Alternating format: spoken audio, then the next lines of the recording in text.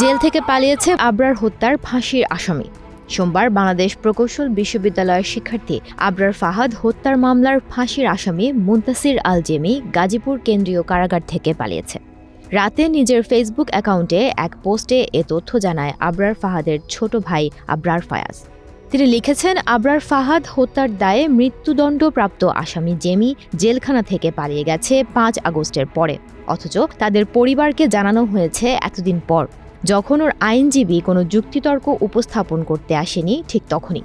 ফাঁসির আসামির তো কন্টেনমেন্ট সেলে থাকার কথা ছিল, সে পালালো কিভাবে? পালানোর পরও এ তথ্য বাইরে না আসা তো এটাই প্রমাণ করে যে তাকে ধরতেও কোনো চেষ্টা করা হয়নি। পূর্বে থেকেই আরও ৩ জন পলাতক আছে। তিনি এই পোস্টের নিচে আসামির নাম ঠিকানাও উল্লেখ করে দিয়েছেন। সোমবার রাতে কারা অধিদপ্তরের সহকারী কারা মহাপরিদর্শক মোহাম্মদ জান্নাতুল ফারহাদের সই করা সংবাদ বিজ্ঞপ্তিতে ঘটনার ব্যাখ্যা দিয়েছে কারা অধিদপ্তর। বিজ্ঞপ্তিতে বলা হয়েছে, সোমবার আবরার হত্যা মামলার মৃত্যুদণ্ডাদেশপ্রাপ্ত বন্দী কারাগার থেকে পলায়ন সংক্রান্ত সংবাদের প্রতি কারা কর্তৃপক্ষের দৃষ্টি আকর্ষিত হয়। জনমনে বিভ্রান্তি নিরসনের লক্ষ্যে কারা কর্তৃপক্ষ জানায়, সংশ্লিষ্ট মৃত্যুদণ্ডাদেশপ্রাপ্ত বন্দী মুনতাসির আল জেমি গত বছরের ৬ আগস্ট হাই সিকিউরিটি কেন্দ্রীয় কারাগার গাজীপুর থেকে ২০২ জন বন্দীর সঙ্গে পালিয়ে যায়।